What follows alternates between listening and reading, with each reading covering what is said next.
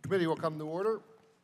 I ask unanimous consent that members not on the subcommittee be permitted to sit with the subcommittee at today's hearing, offer testimony, and ask questions. The purpose of today's hearing is to review major construction projects planned or proposed by the General Services Administration and examine GSA's use of its authorities to carry out real estate transactions for the federal government. I want to welcome Representative Hoyer and look forward to his testimony on the FBI headquarters. There are two significant construction programs we will examine today. The construction of a new consolidated headquarters for the FBI and the Judiciary's courthouse construction program. These two programs alone total more than $3 billion. That is why I want to thank Judge Smith, Chair of the Committee on Space and Facilities for the U.S. Courts, Mr. Haley, CFO of the FBI, and Public Building Service Commissioner, Mr. Dong, for being here today. For fiscal year 2016, nearly $1 billion was appropriated for new courthouses. This committee has worked closely with the Judiciary on improving its courthouse program. And I want to thank the Judiciary and the work of Judge Smith to reduce the cost to the taxpayer in courthouse projects.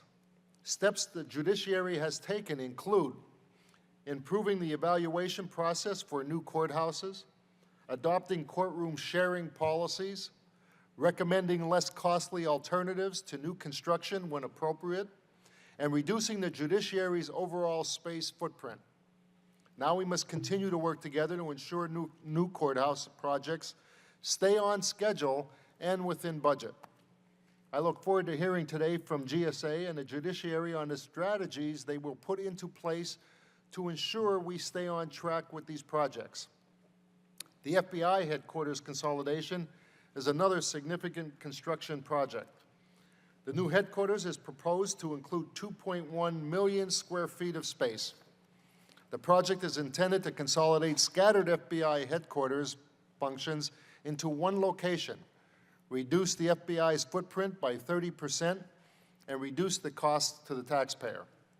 I have three major criteria with respect to the FBI project. First, the project needs to be a good deal for the taxpayer. Two, it needs to meet the FBI's security and financial requirements. And three, the process has to be fair for the three jurisdictions involved.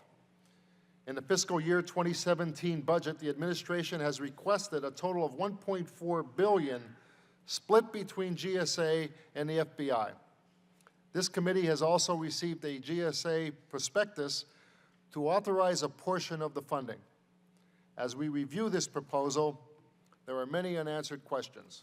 For example, the prospectus does not include a total estimated project cost for the FBI headquarters, something that is required by law to be included in GSA prospectuses.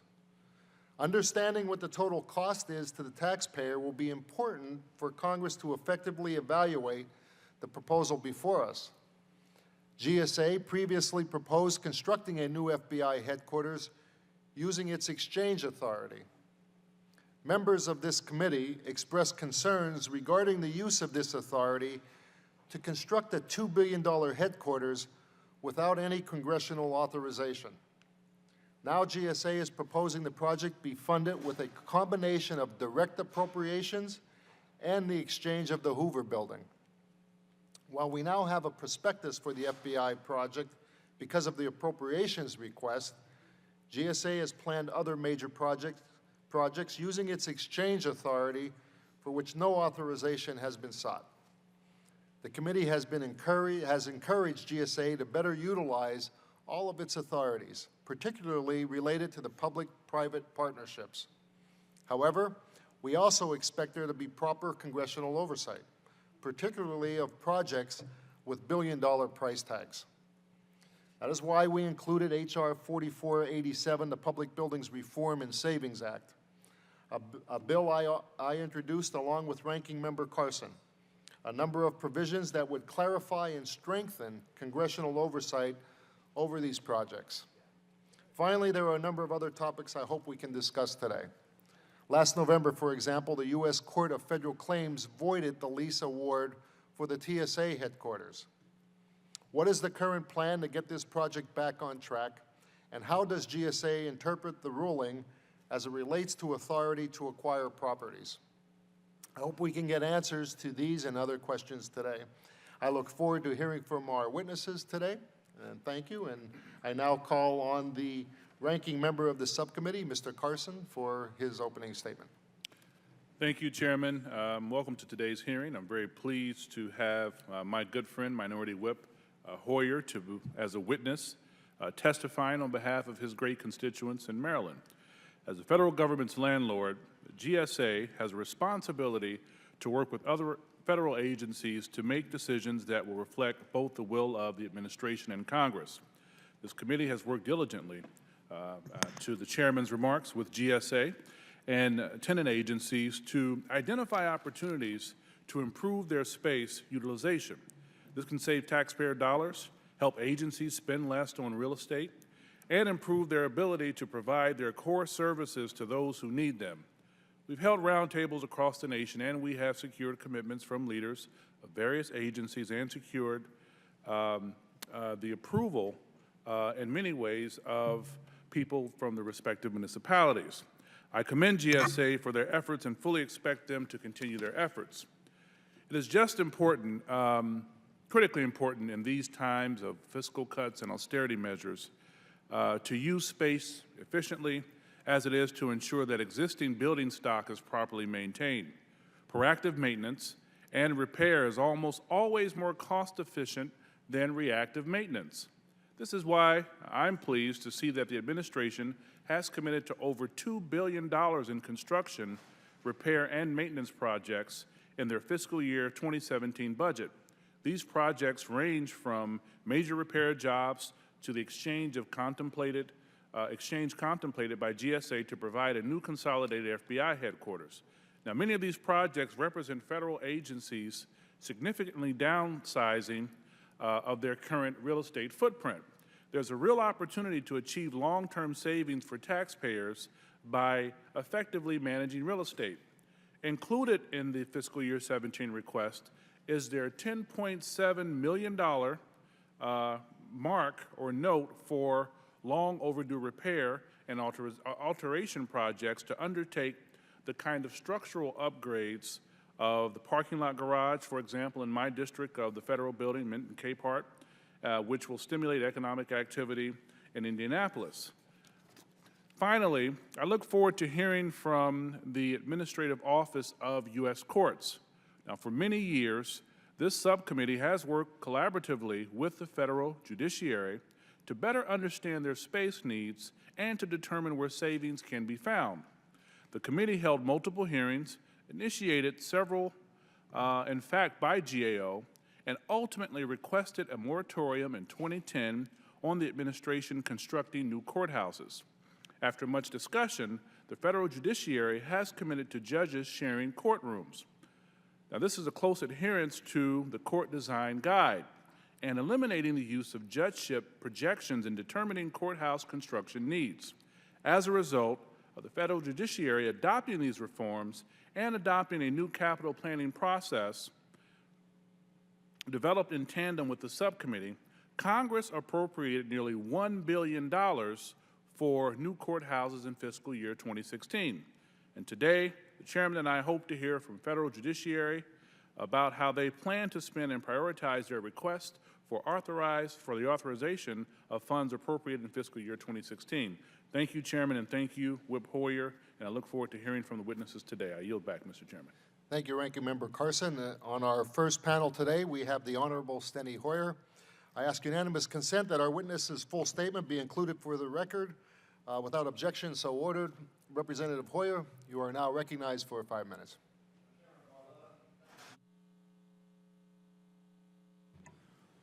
Chairman Barletta, thank you very much for giving me this opportunity to testify. I want to say how pleased I am to be here with your ranking member as well, Mr. Carson, my dear friend, Mr. Sears, and Ms. Frankel, and particularly, of course, Donna Edwards, my colleague from Maryland.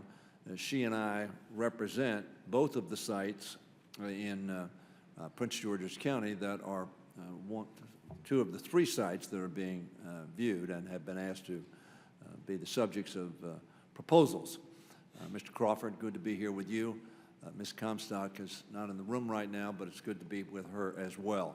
I thank you for this opportunity. We're also, you're going to be hearing from Mr. Haley. Let me say that my office has been working on this project for over 6 years.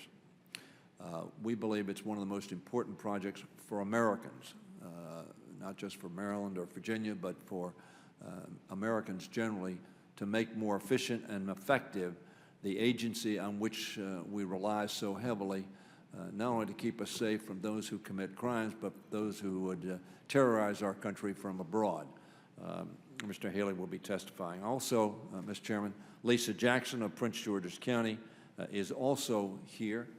Lisa, who works for our county executive in Prince George's County, who is very strongly in favor of this. And as you know, Governor O'Malley already put up money for transportation around one of the sites, so that we're looking forward to being very competitive on this. But the bottom line is the FBI needs a new facility. I appreciate this opportunity to testify about an issue of great consequence, as I said, both to our homeland security and to growth and development in Maryland's 5th Congressional District. The administration's fiscal year 17 budget submission, as you pointed out, included a request for $1.4 billion. As you know, last year we put $390 million in the budget, so that's close to $1.8 billion. The balance is obviously contemplated by a in-kind transfer of the existing FBI building. And of course, one of the questions is, what will the valuation of that property be? A new FBI headquarters will improve bureau capabilities, reduce facilities cost, and ultimately reduce the amount of space, as you pointed out as well, Mr. Chairman, that the FBI headquarters will need. As you're aware, the GSA is considering 3 locations to house the new FBI headquarters, 2 of which are in Maryland's Prince George's County, as I say, represented by Donna Edwards and by myself. Consolidating the FBI headquarters would offer the FBI an extraordinary set of advantages, as would selecting a site in Prince George's County. First, consolidating the FBI headquarters would enhance the Bureau's effectiveness at responding to emergencies by improving communications between divisions and departments currently housed separately in 13 separate facilities around the city. Currently, roughly half of the FBI headquarters staff work out of the leased space around the region in 13 additional locations as a result of the insufficient space at the current J. Edgar Hoover building. According to the Weapons of Mass Destruction Commission report in 2005, the FBI had difficulty sharing information even within its own organization before 9/11, a challenge that was exacerbated by not having a consolidated headquarters. We talk a lot about the synergy of coalescing divisions. I know I represent Pax River, and the synergy of putting together both administration and research, development, test, and evaluation has paid off big dividends since we did that in the 90s. Consolidating the headquarters will contribute to efforts already underway to improve FBI emergency response, crisis management, and terrorism prevention. Director Comey testified last week, and I quote, "A key challenge in inhibiting our ability to address these threats is the lack of a headquarters facilities that fully fosters collaboration, intelligence sharing, and is dynamic, enabling special agents, intelligence analysts, and other professional staff to combat evolving threats as they arrive." He went on to say the building occupied by the FBI since 1974, over 40 years ago, is obsolete, inefficient, and faces a number of security vulnerabilities, a very important issue in terms of required setbacks, Mr. Chairman, as you so well know.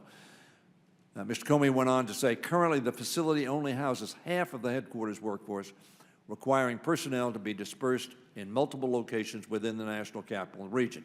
He went on to say this makes it extremely difficult to adapt to rapidly developing threats and collaborate across divisions and programs.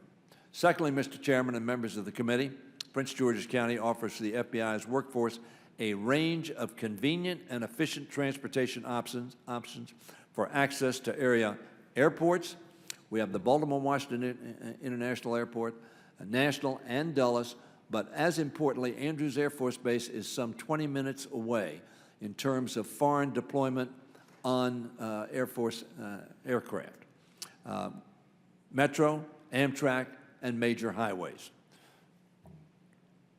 Next to the site, one of the sites that's being considered, and a mile from another site that's being considered. 25% of the region's federal workforce currently lives in Prince George's County, and Maryland is already home to many of the FBI employees. Third, the sites being considered in Prince George's County offer close proximity to some of our nation's most important national security and cybersecurity agencies, as well as world-class research institutions.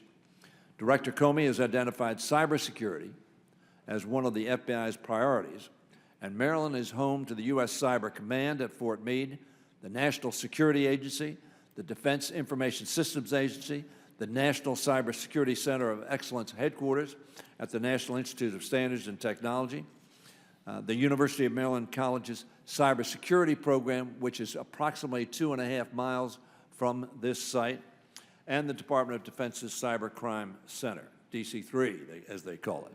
Prince George's County is also home to private sector companies and contractors in the cybersecurity field. Fourth, according to a 2011 report, Mr. Chairman, by the FBI, consolidating the headquarters would save taxpayers at least $44 million per year due to the elimination of inefficiencies from housing its divisions in multiple locations. Consolidating the FBI, Mr. Chairman, is one of the most important homeland security initiatives in years. And selecting a site in Prince George's County will best achieve, in my view, and in the view of our governor, Larry Hogan, Republican governor.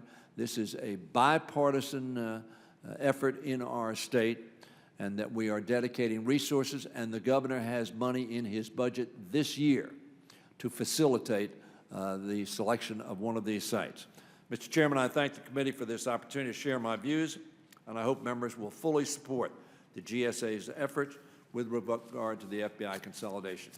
I might add, Mr. Chairman, just for your consideration, I have been a strong proponent of building this building on a lease-to-own basis, because I thought, A, that was from a fiscal standpoint an easier way to get from where we are to where we want to be.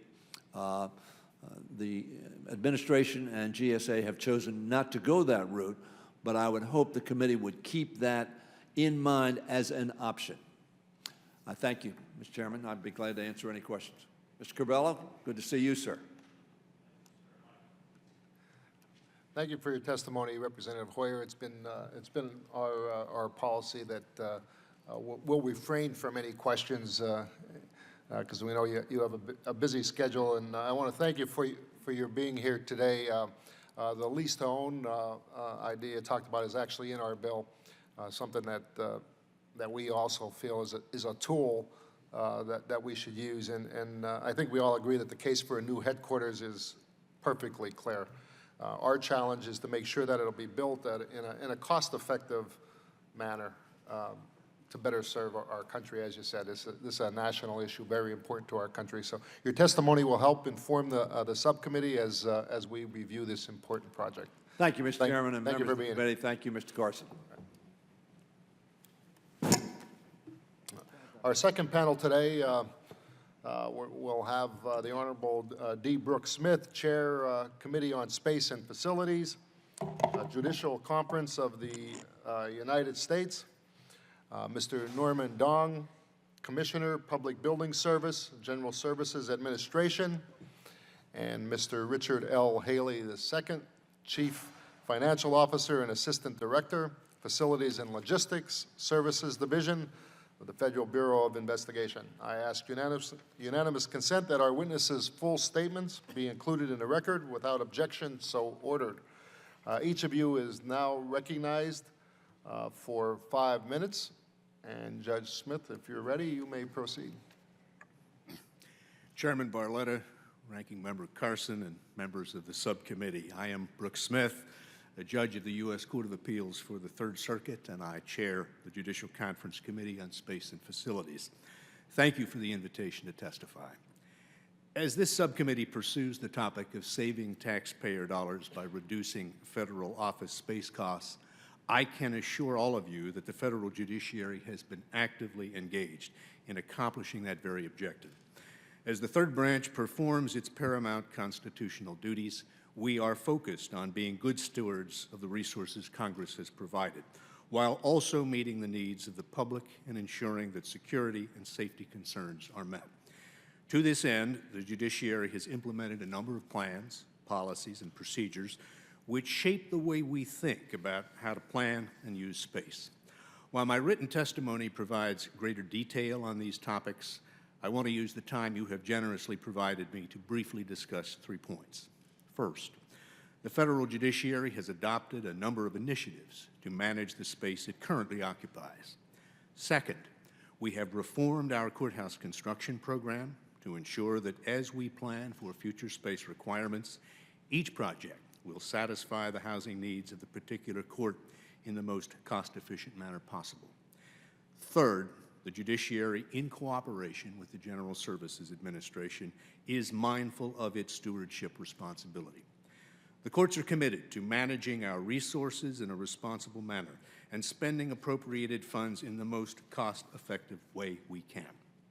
First, the federal judiciary currently uses a number of tools to manage existing space, including our space reduction program, circuit-wide policies to assure no net new space growth, the Integrated Workplace Initiative, and courtroom sharing policies. The space reduction program alone has already generated an annual cost avoidance of $11.8 million, as we have released nearly 500,000 usable square feet back to GSA. We are on track for additional space reductions, which will accomplish further savings. Second, over the past 10 years, the Judicial Conference has made a number of changes to its courthouse construction program in an effort to reduce costs, increase efficiencies, and prioritize requirements on the basis of urgency of need. Many of those changes were in response to GAO recommendations and guidance from Congress, specifically from this subcommittee and the full Committee on Transportation and Infrastructure. Reforms the third branch has undertaken in regard to our courthouse construction program include adoption of the Asset Management Planning Process, known as AMP, reprioritization of all construction projects according to the results of the AMP process, and modification of the old 5-year plan, now designated the Federal Judiciary Courthouse Project Priorities Plan, CPP. With these reforms, the Judicial Conference is now able to submit a planning document to Congress that provides a combination of both flexibility and reasonable predictability. Third, while we are carefully managing our existing space and prudently planning our future requirements, the judiciary is working closely with GSA to manage funded construction projects in an efficient and fiscally responsible manner. Recognizing that there are courts that for too long have been housed in aging facilities with serious space, security, and operational deficiencies, Congress provided $948 million for courthouse construction. After congressional authorization, this money will fully fund the top 8 projects on the CPP and partially fund the 9th project on the plan. GSA and the AO are preparing the spending plan, which must be submitted to the appropriations committees by mid-April 2016. Because the spend plan is still under development, I'm not yet able to comment with specificity on the contents of that plan, but I can describe some of the actions we are taking. That effort includes implementing a portfolio management strategy, refreshing program requirements, reviewing design guide exceptions, developing plans, and coordinating actions necessary for the successful execution of the courthouse projects funded in the FY 2016 Appropriations Act. I have personally emphasized to each court that each project should stay at or below its budget planning number. We in the third branch are appreciative of the commitment Congress has made to the courthouse construction program. We look forward to working with this subcommittee and the full committee as the projects come to you for authorization. We are also well aware of the concerns raised over past construction efforts. We have responded to those concerns and will continue to do so. The judiciary is committed to managing our current space, to planning for future space in a responsible and economic manner, and to exercising good stewardship over our resources consistent with our constitutionally mandated duties to deliver justice. Thank you very much, Mr. Chairman, Mr. Ranking Member. Thank you for your testimony, Judge Smith. Commissioner Dong, welcome, and you may proceed. Good morning, Chairman Barletta, Ranking Member Carson, and members of this committee. My name is Norman Dong, and I'm the Commissioner of the Public Building Service at GSA. Thank you for inviting me to testify this morning. There's a simple way of thinking about our work at GSA. We support our federal tenants in meeting their space requirements, but we must do so in the most fiscally responsible way. That means balancing our commitment to our tenants with our commitment to the taxpayer. And our mandate is to help our federal tenants spend less on rent so they can devote more of their limited resources on agency mission. At GSA, we're focusing on 4 key priorities. First, reducing the federal footprint. Second, promoting greater competition in our leasing activity. Third, disposing of underutilized properties far more aggressively than we have in the past. And 4, delivering capital projects to consolidate agencies into federally owned facilities. In recent years, GSA has supported the government-wide effort to reduce the federal footprint. Since 2012, the inventory of office and warehouse space has declined by nearly 25 million square feet. And as leases expire in the coming years, we see even more opportunity for agencies to co-locate, consolidate, and reduce their rent spending. The Consolidation Activities Program is an important part of our effort to improve agency space utilization. The funding that Congress has provided over the past 2 years will reduce the federal footprint by more than 1 million square feet and save taxpayers more than $76 million in lease cost savings each year. As we consider the size of the federal footprint, we also must consider the cost of this footprint. And that's why our approach to leasing is so important. While we emphasize the importance of federally owned space, we will continue to see a significant amount of leased activity in our portfolio. Therefore, we need to get the most competitive leasing rates for our tenants and for the taxpayer. In previous hearings, we discussed how GSA is promoting greater competition in our leasing process. To do this, we are starting our planning work much earlier in the process. We are broadening delineated areas, and when it makes sense to do so, we are promoting longer lease terms in order to get lower rates. GSA has been working with each of our regional offices to examine the pipeline of expiring leases, to secure agency space requirements, and to promote greater competition for those follow-on transactions. As a result of this improved long-term planning, your committee will be receiving more lease prospectuses earlier on in the process as GSA works to avoid costly holdovers and extensions. We're also doing more to get rid of our underutilized assets, and for good reason. We face significant operating costs in maintaining properties that we no longer need.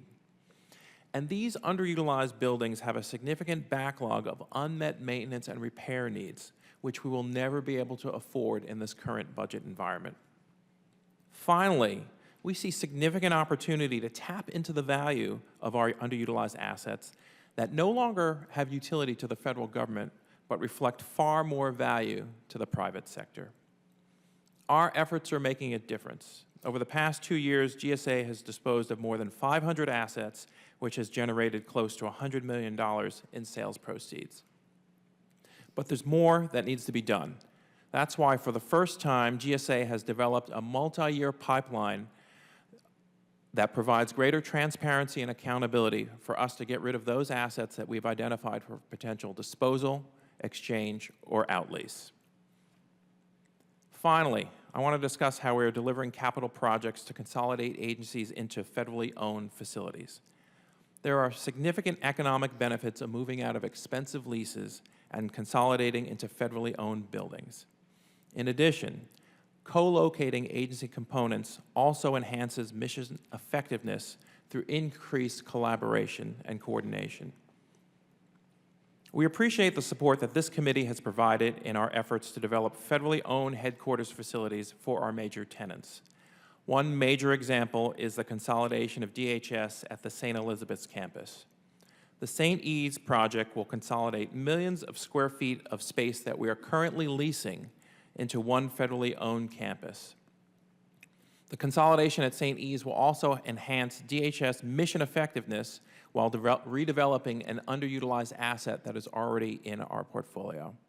And I'm pleased to report that we are on track with this project. GSA is also committed to delivering a new headquarters facility for the FBI. This new facility will consolidate FBI employees from 13 different locations across the national capital region to a modern and secure facility that enhances FBI's national security, intelligence, and law enforcement missions and saves millions of dollars in leasing costs each year. Thank you for providing me the opportunity to speak with you on our progress at GSA. I look forward to working with this committee to improve how we manage real property in the federal government. Thank you for your testimony, Commissioner Dong. Mr. Haley, thank you for being here, and you may proceed.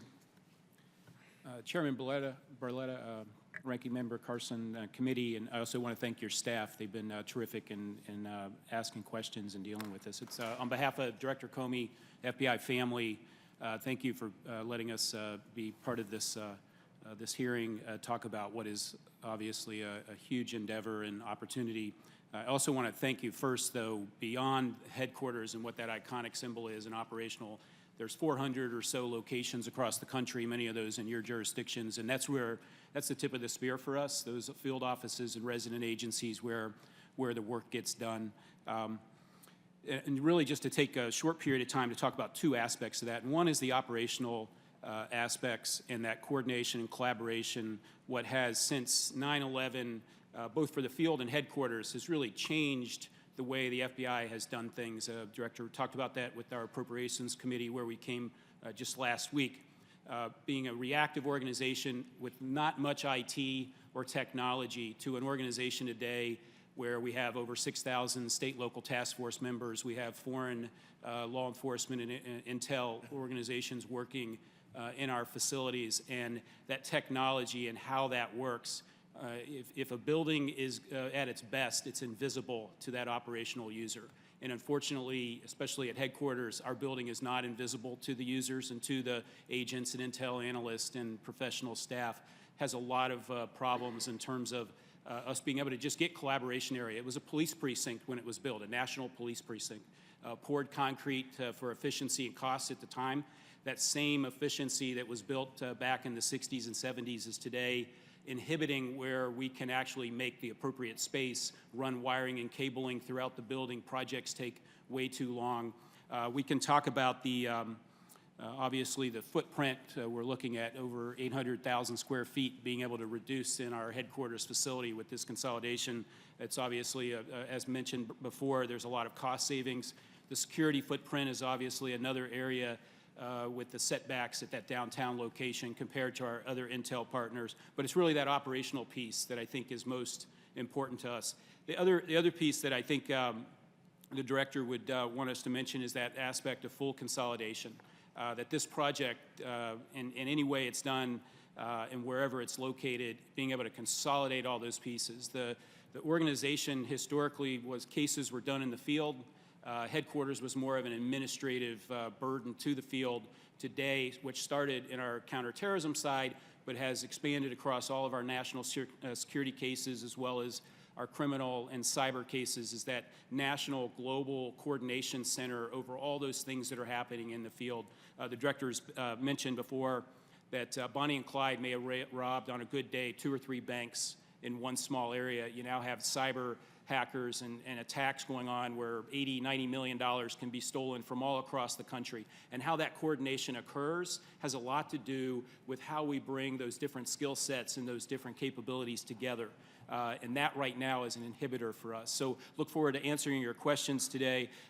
And on that good deal and meet security, at least on the first two you mentioned earlier, good deal and meet security and financial pieces. As CFO and head of, steward for all of our facilities and logistics, I agree with you. Whatever happens in this project, however it's funded, it needs to meet that. And the director would want me to convey to you that he believes strongly in that as well. Thank you for your testimony, Mr. Haley, and I would like to thank all of you for your statements. I'll now begin the first round of questions, limited to 5 minutes for each member. If there are any additional questions following the first round, we'll have additional rounds of questions as needed. Before I begin the first round of questions, I want to recognize Judge Smith for your hard work to bring some much-needed reforms to the courthouse program. I know it has not been easy, and I appreciate how much progress that you have made, and I do hope that the next chair will continue your good work. Thank you. That's very kind of you, Mr. Chairman. I appreciate that, and I'm looking forward to there being a new chair. Thank you. Mr. Dong and Judge Smith, you have a limited amount of funds, and there are a lot of projects on the 5-year plan, and we want to fund as many of them as possible. That means every new courthouse project must be planned, designed, and managed in a way to ensure that they are on schedule and under budget. What steps are you taking to ensure that this happens? Who wants to start? Either one. Mr. Chairman, what we have undertaken is a very collaborative effort from the start in the wake of the appropriations bill. We, of course, have been very grateful to have now $948 million for purposes of building new courthouses and/or annexes to existing courthouses. But we recognized at the outset that what we had to do was to undertake steps to assure that we, as responsibly as is humanly possible and as efficiently as we could effect, spend that money to see that facilities were provided for the judiciary that allowed us to do the job that we could do. The collaborative effort I've referred to has involved the entire court family and all those who have courts and venues that will eventually have new courthouse construction. I, at the end of January, convened a phone call of all the constituents involved and made sure that I reached out to them and emphasized the need to stay within costs. These are projects that have been waiting for a long time, many of them, and not all of the data is up to date. It needs to be refreshed. We're in that process now. But the word has gone out, and we have engaged not only the court, but our friends at GSA as well, who have worked with us in numerous meetings since then and in phone conferences, and I know that Mr. Dong, Commissioner Dong, can speak to that level of cooperation as well. Chairman Barletta, I am extremely pleased with the strength of the partnership and the quality of the collaboration that we've seen between GSA and the courts. And our objective is the same, and that is to maximize the impact of the funds that have been appropriated for the courthouse program. And every day we're coming together to work through specific issues at specific courthouses, and we're really seeing some terrific progress here, but I think it really comes back to that commitment to collaboration to make sure that we're able to deliver on the program for these courthouses. As you know, the Harrisburg Courthouse is number 9 on the list. There's funding are currently available for 8 and partially some for 9. And, I want to make sure that we stay on or under budget so that there is that money, that partial funding for the Harrisburg Courthouse remains there and doesn't get used up on the top 8, and the Harrisburg Courthouse would fall further back. We are certainly keeping an eye with a view toward Harrisburg. As you know, Mr. Chairman, Harrisburg is almost in my backyard. I'm very familiar with the existing courthouse. I'm very familiar with the court. And I've seen the court numerous times. I'm in conversations with the Chief Judge Connor of that district, and we are taking every step possible to make sure that there are sufficient monies after 1 through 8 on the construction list to address at least the beginning of the courthouse project in Harrisburg. Thank you. Mr. Dong, currently we only have one prospectus for a courthouse on the judiciary's 5-year plan. when can we expect the others, including the prospectus for the Harrisburg Courthouse? We were talking about the terrific planning work that we see between the courts and GSA, and right now we're going through courthouse by courthouse to make sure that we've got a detailed program of requirements that will meet the space needs for each project. And as we complete those requirements, we will be submitting prospectuses to the Congress. Okay, thank you. Chair now recognizes Ranking Member Carson for his questions. Thank you, Chairman. Mr. Haley, as the FBI continues to move forward with this consolidation, have you considered your ability to retain employees if you leave the center of the region? Thank you, sir. We have, obviously, at the core of this project is the human capital. That is what we are about, 36,000 people within the FBI. This building, right now, the Hoover Building holds about 5,500 of our downtown personnel, and the rest of them are scattered. And we've looked at it in two ways. One is, depending on where the site gets located, how that affects current employees. From an agent standpoint, agents tend to, for the most part, move around. So as the project gets identified and moves closer to a completion, we believe that the agent population will migrate to wherever that location is. It's more in terms of current population, that professional staff, which is rooted in communities around the area.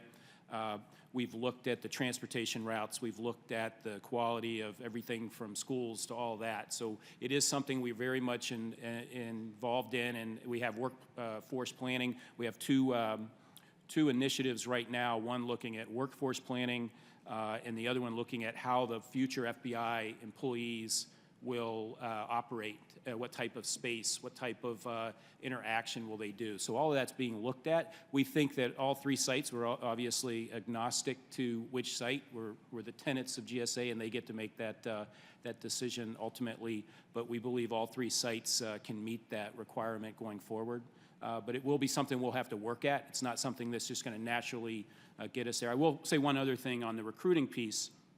One of the things that we're seeing more and more in terms of the new generation of employees, when they come to work, we're somewhat stifled by all the TV shows and movies on the FBI and what's expected of an organization that has national law enforcement and domestic intelligence responsibilities. When they get there, they are, understatement to say, somewhat underwhelmed by what they're getting. So from that standpoint, we think that a headquarters operation that meets our operational requirements will help facilitate that recruitment effort in the future.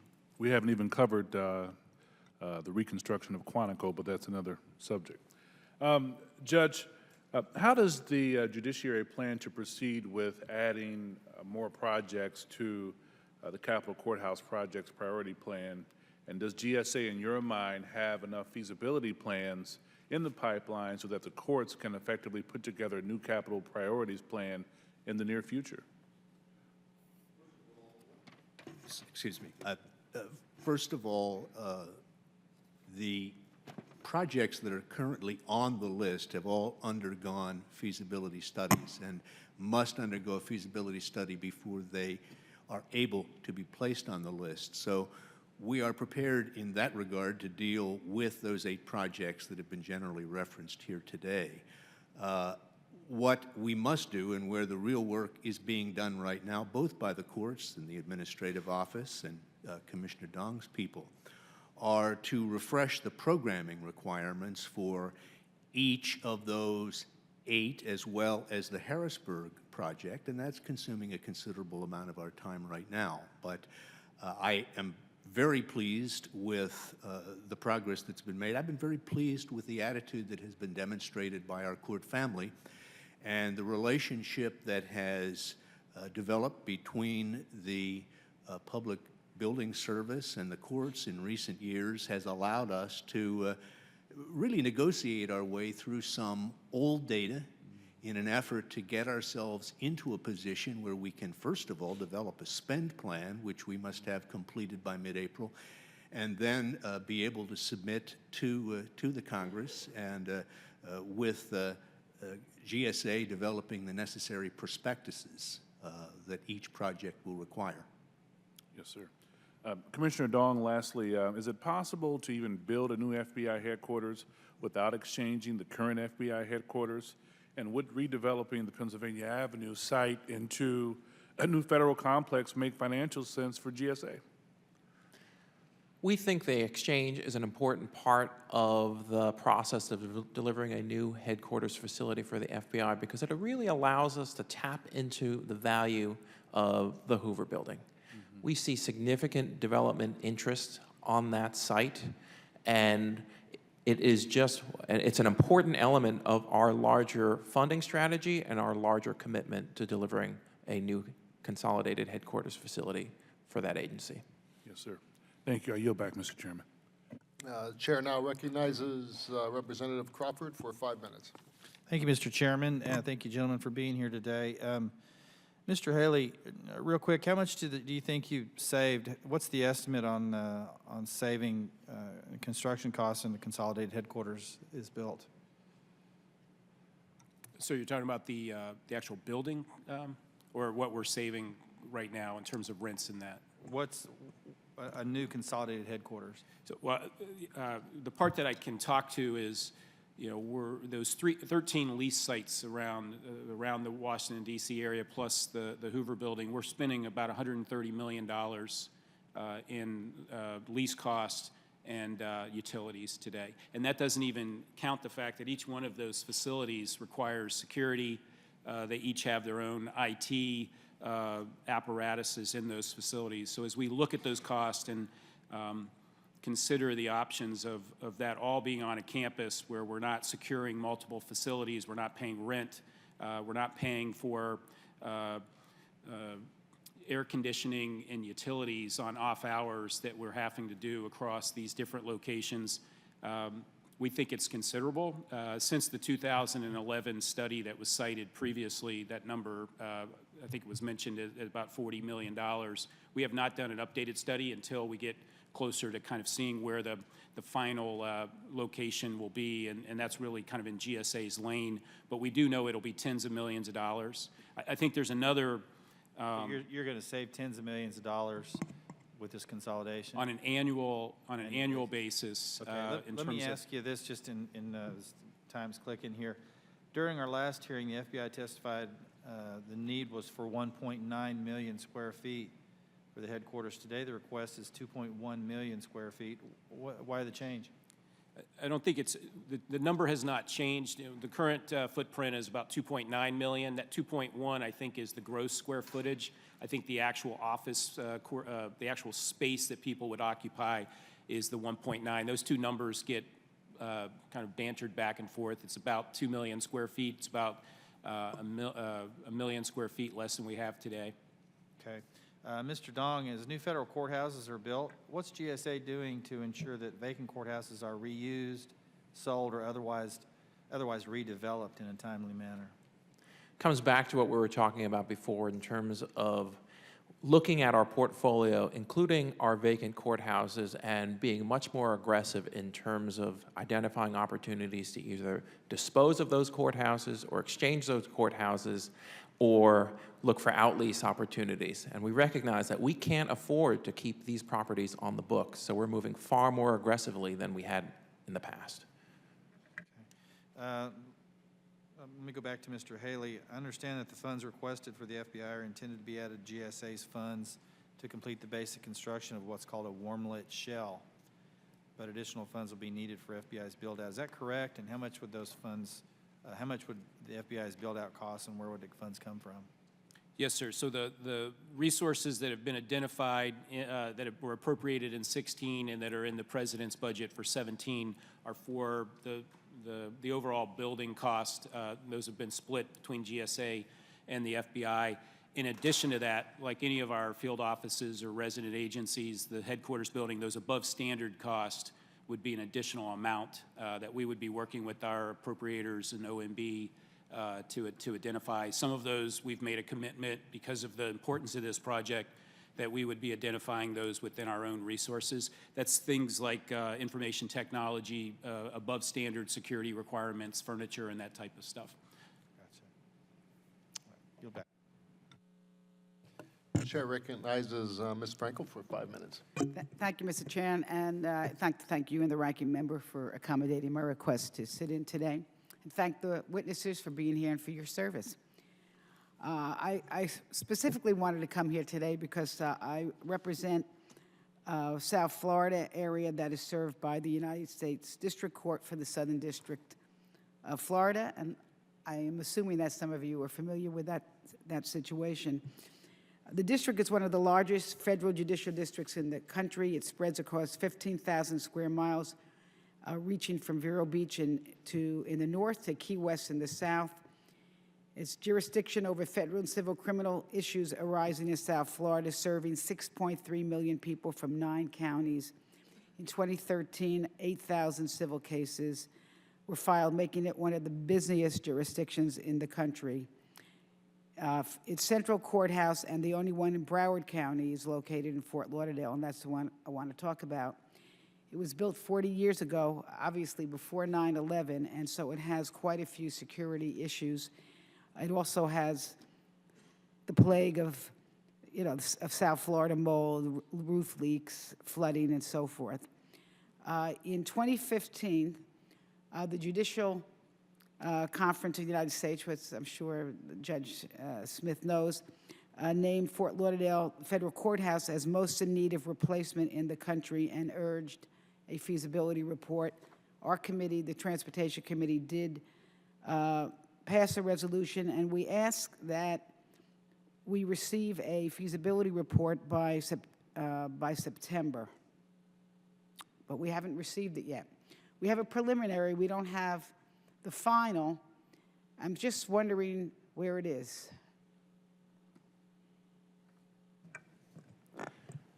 GSA is committed to addressing the space needs of the courts in Fort Lauderdale. As part of our process over the past few months, we've actually conducted a detailed feasibility study to get a more detailed estimate of the costs associated with various options. We've finished up that process, and we will be submitting the 11B report to the Hill in the coming weeks. Okay, thank you. If I could get, maybe ask both of you, I wanted, if I could get a sense of, because I don't know what your report's going to say, but if, I'm just for the purposes assume it will have a conclusion similar to the preliminary, which was a recommendation of a new facility. But let's say that is the recommendation, not to put words in your mouth. Where would Fort Lauderdale then be in the priority of this process? How many more courthouses are out there that need to be funded? Could you give me an idea? Congresswoman Frankel, first of all, let me ascribe to everything that you have said relative to the current condition of the courthouse in Fort Lauderdale. Our committee actually visited there a number of years ago when we held a meeting nearby. And I personally visited the courthouse just a year ago and walked through it to observe its continuing deterioration. Fort Lauderdale needs a new courthouse. And as Commissioner Dong has indicated, the full-scale feasibility study should be completed sometime in the near future, at which point it will come to the attention of the Space and Facilities Committee. We will need to assess that specific project based not only on the feasibility study, but our AMP process, which requires us to take into account the urgency evaluation that Fort Lauderdale receives as part of that very objective process. As chair, as a member of the committee, I cannot, of course, commit to what the committee will do, but I can assure you that the committee is well aware of the need, will receive the feasibility study, will look very seriously and discuss how we should place and rank Fort Lauderdale. Because our CPP process that I referred to in my statement is new, it's only been in effect since last September's approval by the Judicial Conference, we have yet to deal with the addition of anything new on our list. But I can assure you it will receive very serious attention at our June meeting. Does it get put back? Do all the courthouses that have been recommended or that are on your 5-year plan but have not yet been funded, will they be ahead of Fort Lauderdale, or does Fort Lauderdale, if they get a feasibility study that recommends a courthouse, will they all be considered equally? Under the former 5-year plan, a new courthouse that is a venue that had received a feasibility study would have been placed at the bottom in the queue. That, however, is not required under the new process. Because we have not yet had to add, and because the committee has yet to develop a specific policy or protocol, I can't tell you how that will be resolved, but one of the reasons we adopted the new plan was so that we were not fixed with the previous process of simply adding someone to a new list. We'll be studying all alternatives, but I want to make it very clear the seriousness with which we regard Fort Lauderdale. I've seen the leaks. I've smelled the mold. Yes. I've seen the hurricane damage. You need a new courthouse. Thank you, sir. Thank you. I yield back. Chair recognizes Ms. Comstock for 5 minutes. Thank you, Mr. Chairman. And no, we had my colleague, Mr. Hoyer, here earlier. Being from Virginia, obviously I have a little different view on GSA, on the FBI building. So I wanted to highlight that obviously I do believe that Virginia has the best site and the best proximity to the Bureau's employees. And a study released last year concluded that FBI employees would save between 3 to 4 hours on average each month commuting to the Virginia site over the 2 Maryland sites. So obviously that's a greener footprint. Obviously for the congestion issues in our Washington metropolitan area, that would also be an improvement. And the site is closer to a number of the other national security agencies, including the Marine Base at Quantico, CIA, which is in my district, the Pentagon, the National Counterterrorism Operations Center, and the Office of the Director of National Intelligence. So I certainly hope that the GSA keeps this process running smoothly and keeps those important notes in mind. And I know my colleagues and I in Virginia, you have a lot of our information that we have provided over the months that predates me with my predecessor, Congressman Wolf, also. And so I certainly would like to associate myself with all of that. And I will be submitting some additional questions for the record on that front, but I did want to turn to another matter that had been highlighted for us and ask Commissioner Dong a couple of questions about a lease that was brought to my attention with the International Trade Commission. They apparently started working with you in 2014 toward a long-term solution that includes a reduction in footprint, even though they technically don't have to comply with the Freeze the Footprint administrative order. So to make a somewhat long and complicated story short, in 2015, ITC's current landlord submitted an informal proposal to GSA for their current location and included a significant reduction in rent. And both GSA and OMB officially approved a succeeding lease prospectus in August of 2015 and would allow ITC to stay at the current location. I do believe that this is a good idea, and I know there have been deadlines that have come and gone here, and now there's sort of a different direction going here. So I know you're now proposing a replacement lease, and given they're significantly reducing their costs, and right now we are in some very sensitive trade issues going on back and forth that we're all familiar with. I wanted to just ask a few questions on that front in terms of this kind of having this type of major disruption that we'd have to have if they were moved. So why exactly did the GSA sort of backtrack on this original agreement?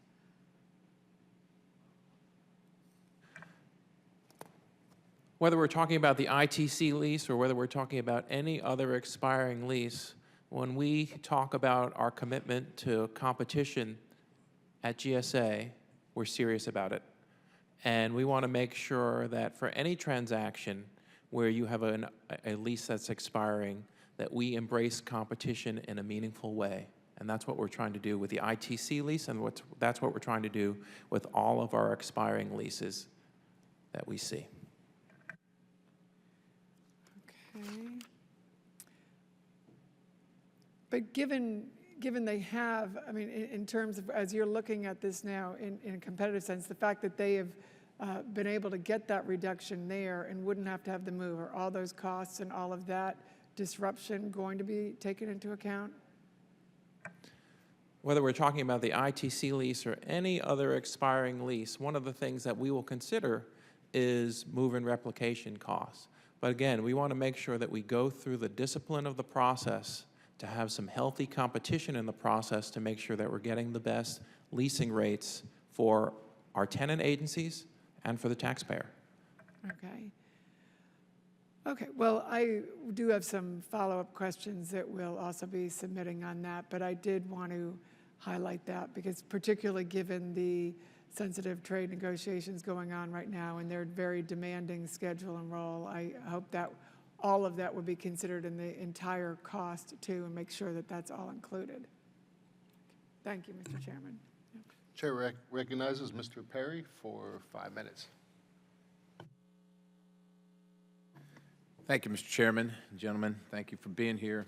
I guess I'll start with Judge Smith here, just following up on Mr. Barletta, the chairman's question regarding the Harrisburg Courthouse when you said the beginning. Can I ask you what the beginning includes?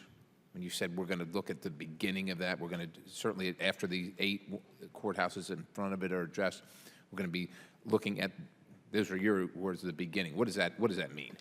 Well, first of all, we are encouraging every place that, every court that is on our list, and that includes Harrisburg, to take into account not only the prospect of a new building, but also the prospect of an annex, something short of a complete new courthouse.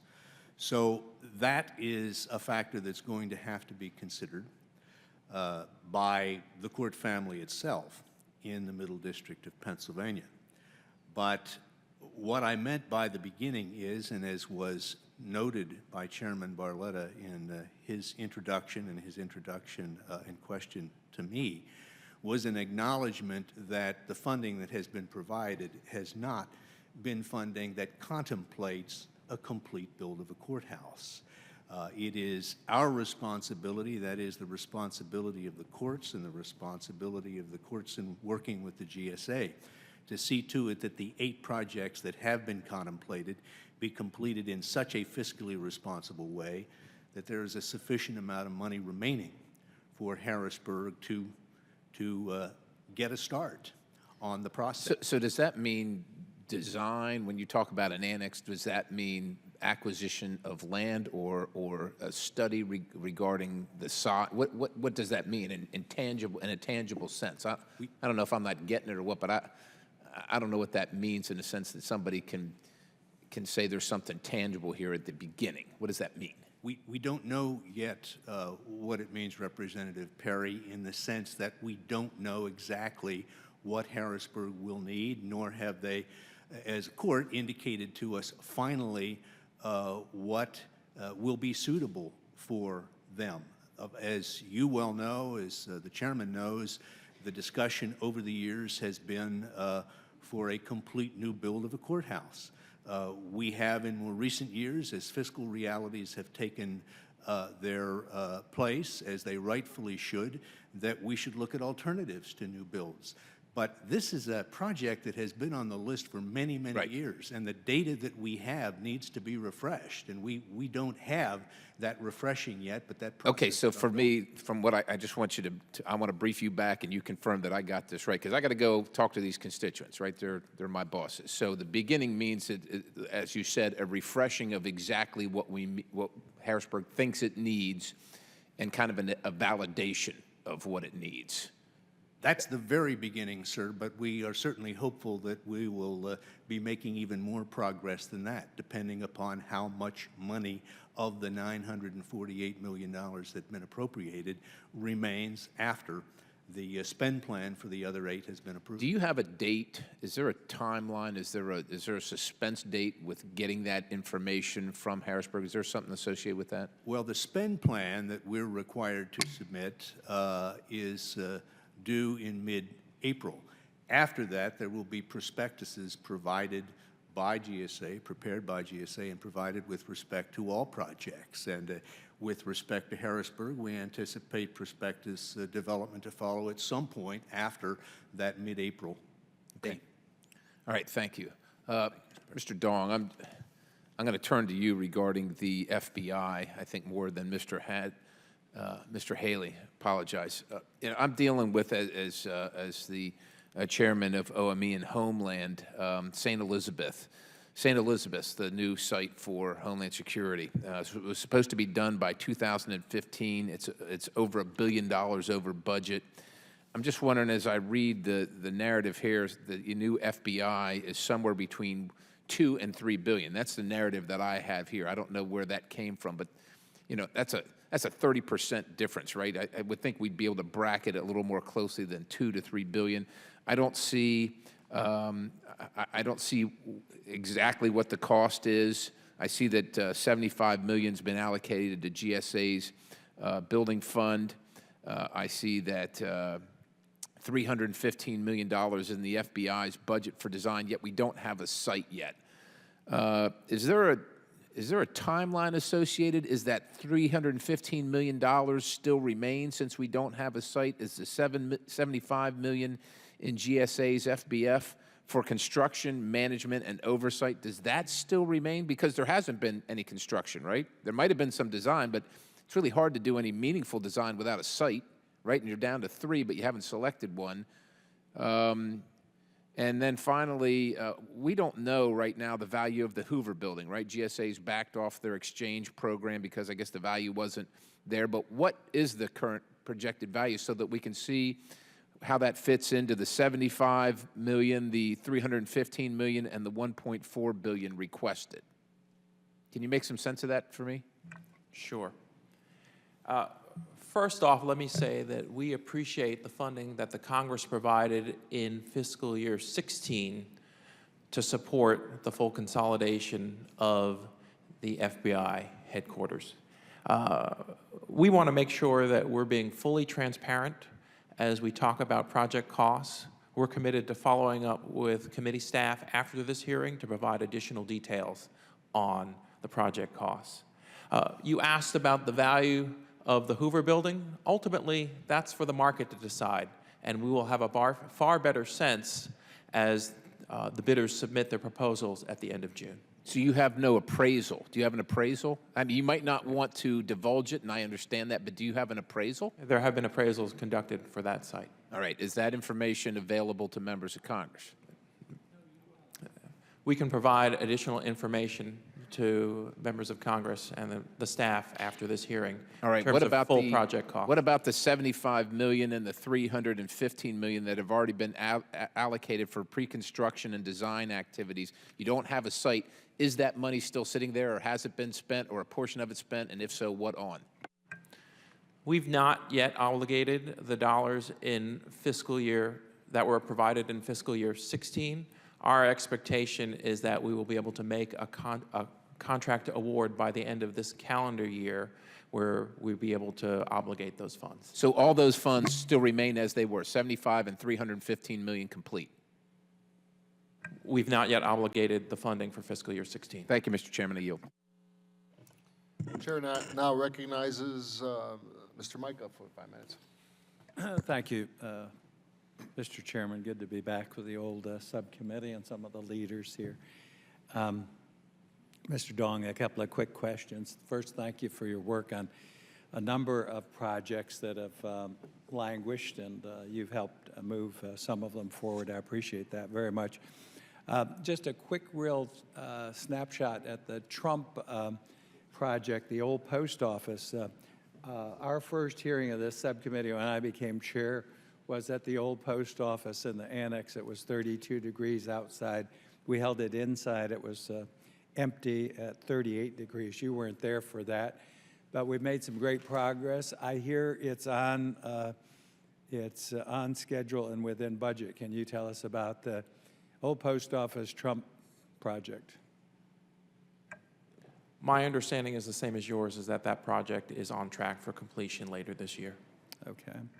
And that is going to turn, we were losing about $6 million a year into, I think the deal is close to $250,000 a month in revenue. You got a pretty good deal for revenue as opposed to the loss, don't you? Yeah, through this outlease, we're now turning a money-losing project into a revenue-generating project. Sounds like a pretty for the good federal recipe government. for success for the future. All right, let's go now to Miami-Dade. We have a courthouse, federal courthouse in Miami. Did 2 hearings down there on that vacant courthouse. It's vacant now 6, 7 years, something like that, costing us $1 million or more a year vacant. We're very close. There is one sticking issue about the renovations. I believe the renovations should be subject to any laws that the state of Florida has. The state of Florida is taking it over, and we're leasing that facility to them. What do you think? Any improvements in the building? We're working through the remaining issues right now That's with the only one Miami-Dade College. That's the only one I'm told is pending. I believe that's correct. We see that as an issue. We don't see it as a deal breaker. We're committed to working in partnership with Miami-Dade College to resolve this and to complete the transaction. Well, we can. I think we should look at letting the state, when they take over these properties, do what they want. I just transferred. I've got on the president's desk transferring an empty 120-bed nursing home to the state of Florida, and I think that they'll be able to make those changes there. We should be able to do it with other property at the most reasonable cost to the taxpayers and under the current requirements of the state. So I hope you'll look at that. Thank you. We'll go to FTC. Thank you for your work on that. Any report on, this is the Federal Trade Commission building. We tried to consolidate them. I read your statement, very good statement about reducing the footprint. Everything you put in your statement is what we're trying to do for the National Gallery, reduce their footprint, get them into the FTC building and move the FTC into the Department of Commerce. When do you think you'll be able to come back with a report we talked about on that move? As you know, we've been having some good conversations that really focus on evaluating the different options for meeting the housing requirement for the FTC, but also looking at that current site and really asking the question of highest and best use. So we recognize that that conversation is still ongoing, and we look forward to following up with your office. I'll meet with Ms. Norton and tell her the latest, and the ranking member that they have an excellent location. They have space available at the Department of Commerce. They're renovating that building. They'll be adjacent to the White House. Can't get much closer, better view for all the commissioners, and we'll save a lot of money. But Mr. Dong's doing great work on that, and I think it'll be a solution everybody will be happy with. And then finally, the Cotton Exchange. We held a hearing in the empty Cotton Exchange. That's been part of the deal you've tried to broker with the FBI building and I think also the Hoover building. But the more you put into the equation, and I understand some of that's collapsed last week, the more difficult it is to do a deal to get that done. What's your latest take on how we can get possibly separate those and get the deal done?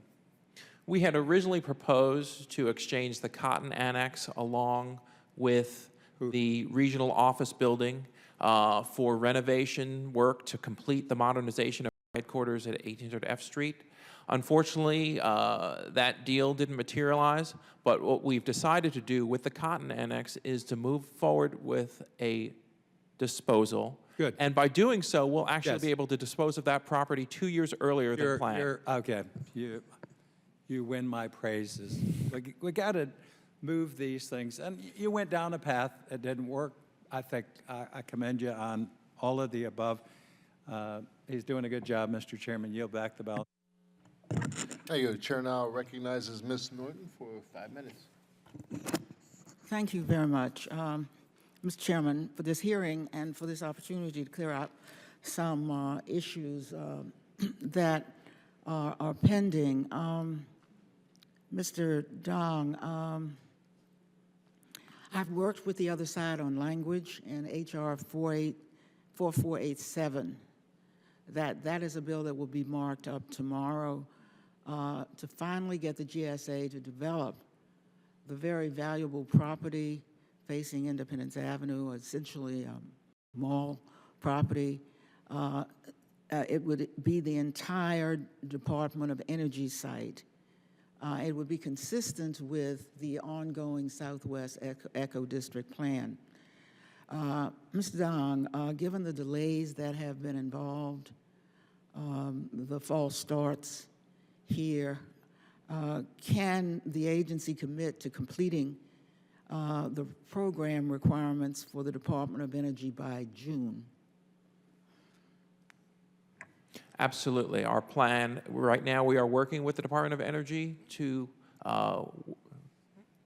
develop their program of requirements for their headquarters for the future, and our work is that, our expectation, excuse me, is that that will be complete by the summer.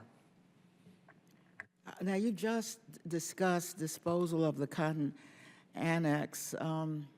First of all, I want to commend the agency for trying out some of the strategies that are commonly used in real estate, such as exchanges. Now, that is what you tried out in order to get development elsewhere, disposal of the Cotton Annex and the regional office building nearby in exchange for construction services, for example, at 1800 F Street. Here we have a huge office building, half done, and you're trying, and I commend you for trying to get that completed. But I don't understand the strategy going forward. You just said that the Cotton Annex, you're going to dispose of that. That's in the regular process. What are you going to do about 1800 F Street in that half-finished building, which you were trying to get done? And what happened that you had to essentially throw up your hands after the process that was underway for the exchange in order to get 1800 F Street, the GSA building, completed and not left there as a kind of ruin waiting for something to happen? What happened? Who underestimated what? Why weren't you able to get the value out of the exchange? Didn't you know that in advance? Is that really rocket science? What we observe with the Federal Triangle South project is that as you introduce more complexity and risk into the transaction, that gets factored in terms of the valuation and how the market looks at the value of our assets. That's complexity that you did not foresee? I think part of it is, we saw that with what we were trying to do here was to renovate a historic building, 1800 F Street, that currently had tenants in it. We've come to recognize that that type of work has a lot of unknowns to the developers, and through this process, we are learning from that experience and applying it to how we approach exchanges as we go forward. Well, I certainly hope you don't cease to do exchanges.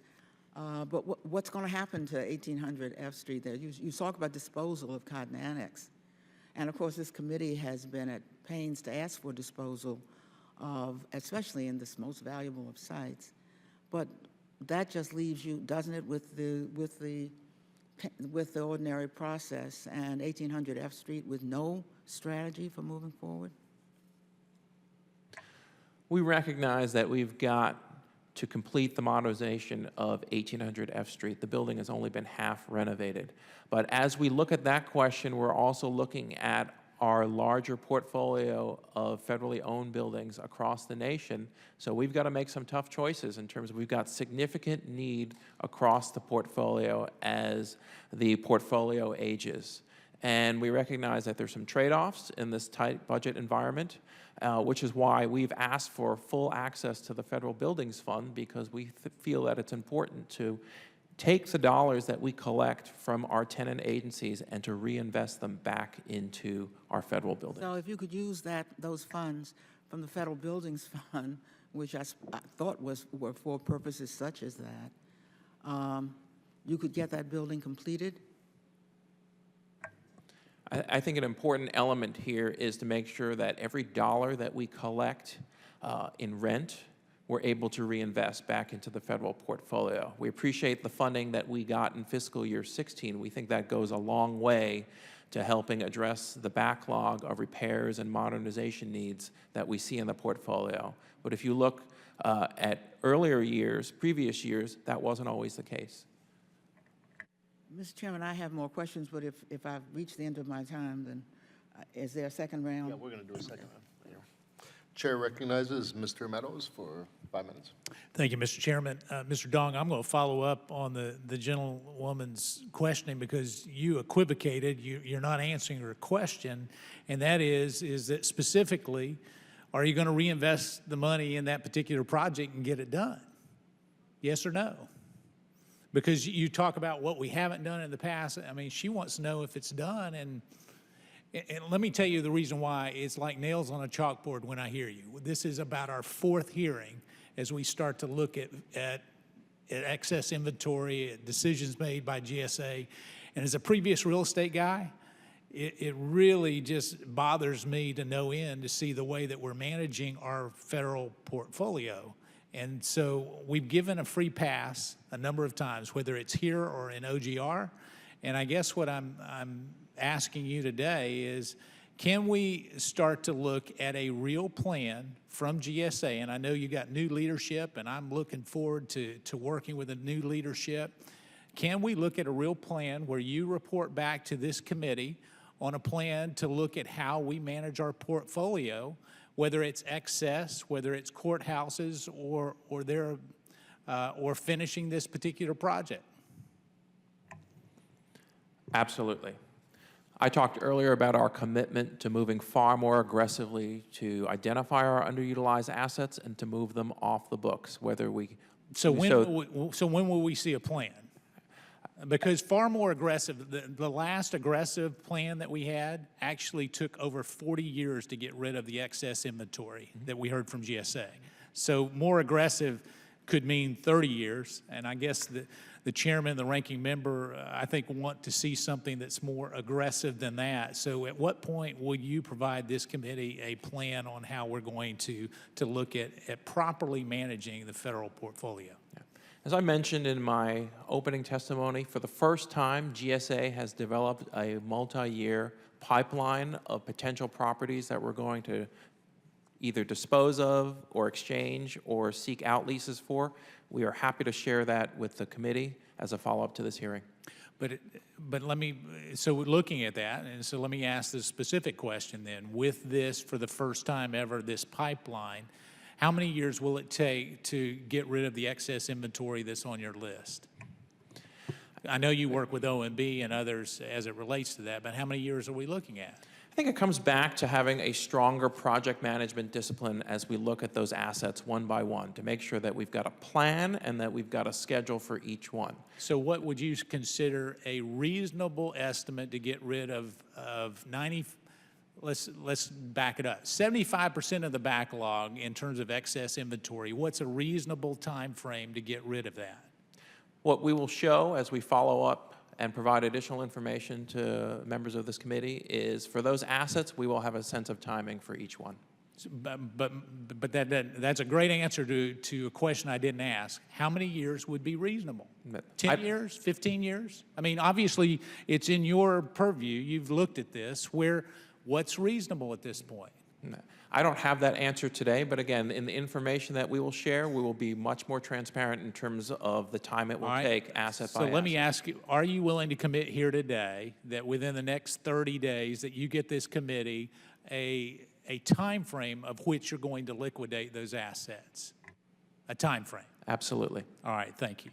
Let me go on a little bit further. The U.S. Court of Federal Claims obviously put forth a ruling as it relates to the TSA lease, and where are you in the process of procuring another lease?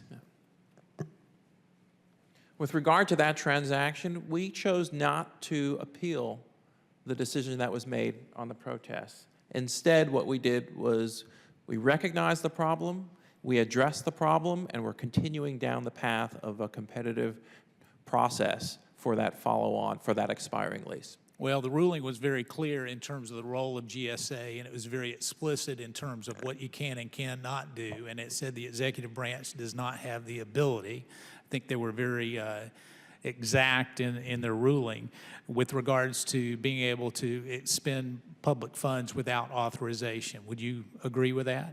I think the larger point is well taken in terms of we're committed to being fully transparent in the process. We're committed to abiding by the terms that we spell out in the prospectus, as well as the terms that we spell out in our requests for proposals. So are you willing to commit then? So let me follow up with that. Are you willing to commit to this committee to give us a full briefing of the interpretation of that ruling? Yes, we can follow up on that. All right. And that you'll further go ahead and allow those, whether the new prospectus would be submitted to the chairman of this committee as well? I'm sorry? In terms of review of projects, future projects, are you willing to submit those under that ruling? It would actually have to come to this committee so that they could approve those particular projects. I think it comes back to what we were talking about before in terms of as we submit prospectuses, we lay out the terms of each transaction, and we're committed to abiding by those terms. And you're being willing transparent to with the commit committee. those, to deliver those to this committee? Yes. All right, I'll yield back. Thank you. Thank you, Mr. Meadows. I now recognize each member for 5 minutes for any additional questions they may have, and I'll begin. Mr. Dong, last week GSA did announce that it is canceling a planned exchange involving the vacant Cotton Annex for construction services. And as you quoted again today in the article, you said that as you introduce more complexity into the equation, you're introducing more risk.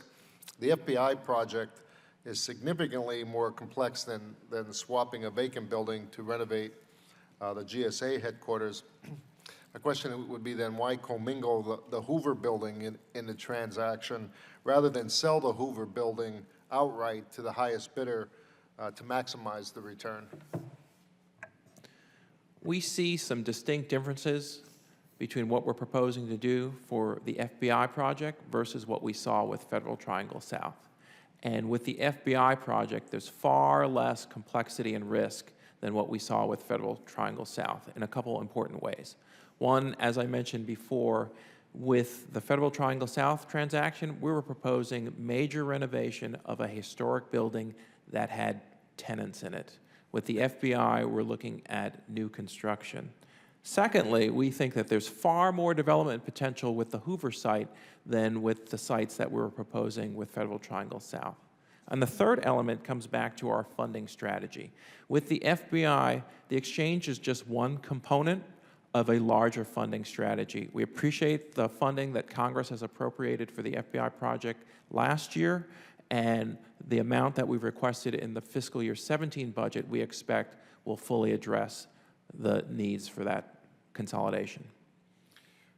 In the prospectus submitted to the committee for the FBI project, there's no total estimated project cost, effectively giving GSA a blank check.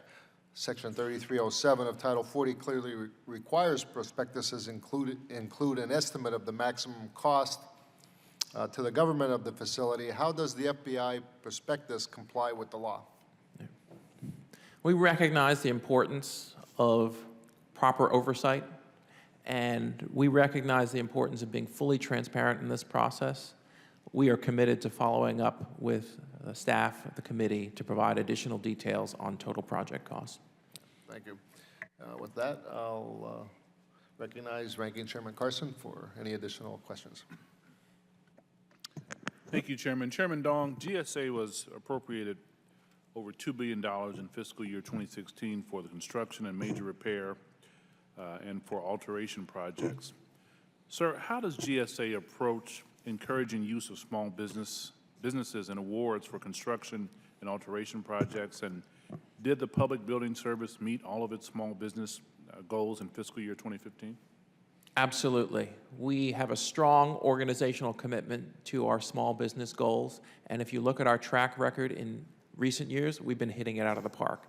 Last year, we exceeded by a significant margin our targets in all categories. What can GSA do to exceed the goals for 2016 moving forward? I think it really kind of comes back to looking for every opportunity within our award pipeline to ask that question. Is there an opportunity to support small business in this process? And we've got a very disciplined process within our organization to do exactly that. Thank you. I yield back, Mr. Chairman. Thank you, sir. Chair recognizes Ms. Norton for 5 minutes. Thank you very much, Mr. Chairman. Mr. Dong, I have written you a letter. It's a fairly complicated issue, but it's an important issue. Working with the other side, I was in the minority. If you want to speak about disposal of property, perhaps the largest property was the Southeast Federal Center, located right on the river, and we were able to work together on a bill that created a master developer. The Senate passed this bill. As soon as the House had gotten it down, this subcommittee actually went to the site to see the site involved and to understand its value. All manner of development is ongoing there. It's probably 20 years of really wonderful development. The question has arisen concerning office space because both homes and, of course, offices, federal offices, may be developed there. We're often in need of federal office space. Homes, the ground comes with the home.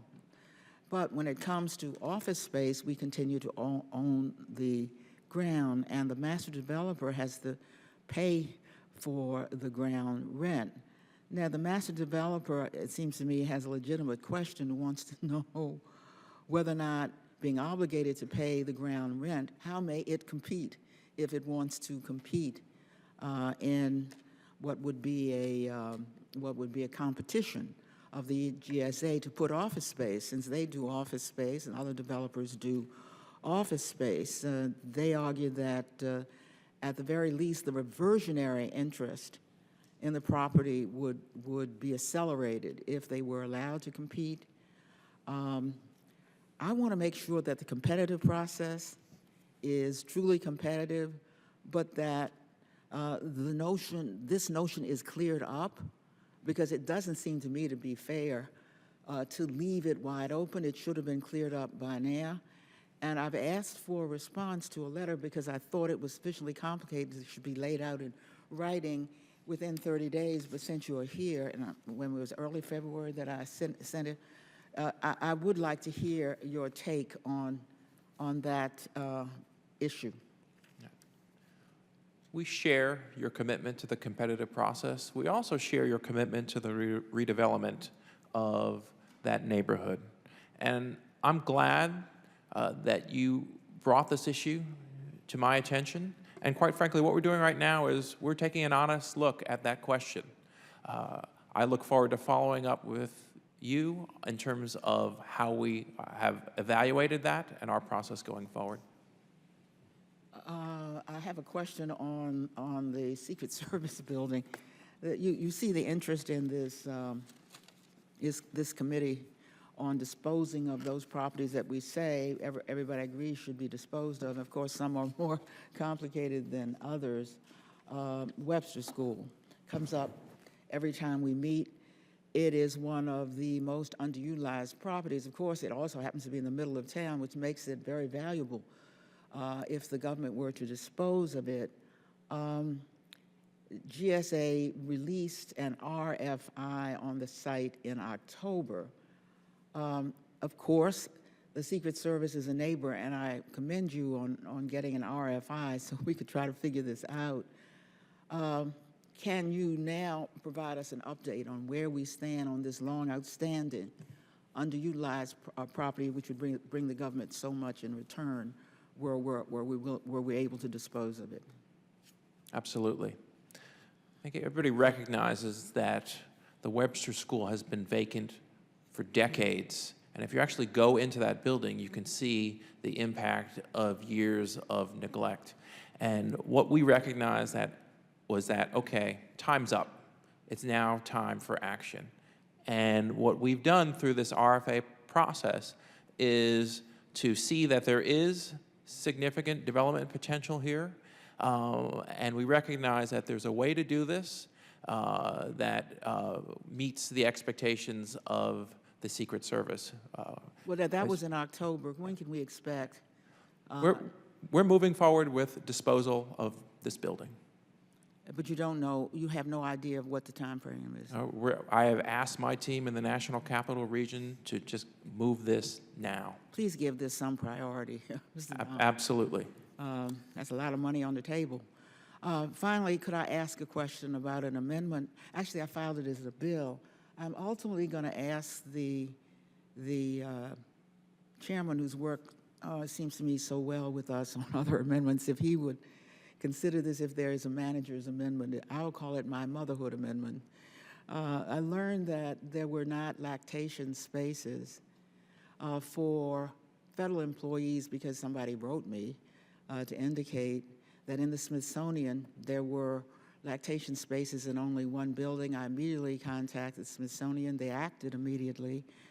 Then I thought about how this is a tourist mecca, and the federal government has given priority through several administrations to encouraging breastfeeding. We're still not getting enough of it, but it is one of the best ways to protect an infant.